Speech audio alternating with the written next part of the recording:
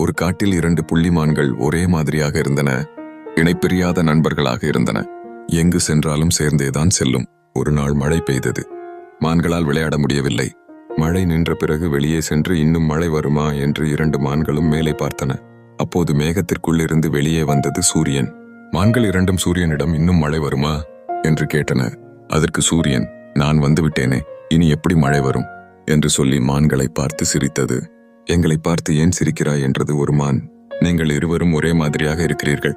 அதுதான் எனக்கு சிரிப்பு வந்துவிட்டது. தவறாக எடுத்துக்கொள்ளாதீர்கள். நீங்கள் யார்? நாங்கள் தான் அழகான 2 புள்ளிமான்கள். நாங்கள் இருவரும் நண்பர்கள் என்றன புள்ளிமான்கள். சரி, உங்களில் யார் திறமையானவர்கள் என்று கேட்டது சூரியன். நாங்கள் இருவருமே திறமையானவர்கள்தான் என்றது புள்ளிமான்கள். சூரியன் சற்று யோசித்துவிட்டு, சரி, அப்படியென்றால் நான் ஒரு போட்டி வைக்கிறேன். அதோ அங்கு ஒரு மரம் இருக்கிறது பாருங்கள். உங்களில் அந்த மரத்தை யார் முதலில் தொடுகிறார்களோ அவர்கள்தான் திறமையானவர்கள். இந்த போட்டியில் வெற்றி பெற்றவர்களுக்கு நான் ஒரு பரிசு தருவேன் என்றது. சூரியன் பரிசு தருவதாகச் சொன்னதும் 2 மான்களும் ஓடத் தொடங்கின. ஆனால் மரத்தை தொடாமல் நின்று கொண்டிருந்தன. சூரியன், ஏன் மரத்தை தொடாமல் அப்படியே நின்று கொண்டிருக்கிறீர்கள் என்று கேட்டது. ஒரு புள்ளிமான் சொன்னது, நான் என் நண்பனுக்கு விட்டு கொடுத்து விட்டேன் என்றது. இன்னொரு புள்ளிமானும், நானும் என் நண்பனுக்கு விட்டு கொடுத்து விட்டேன் என்று சொன்னது.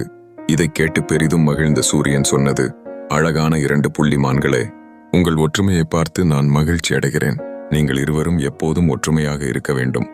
உங்களுக்கு நான் ஒரு வானவில்லை பரிசாகத் தருகிறேன். நீங்கள் எப்போது விரும்புகிறீர்களோ அப்போதெல்லாம் வானவில்லை வருக என்று சொன்னால் போதும்.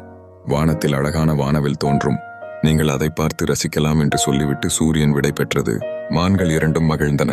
அவற்றிற்கு விருப்பமான நேரத்தில் வானவில்லை வரச் செய்து பார்த்து பார்த்து ரசிக்கும். நீதி. நண்பர்களே, விட்டு கொடுத்து வாழ்ந்தால் வாழ்க்கை வளமாக இருக்கும்.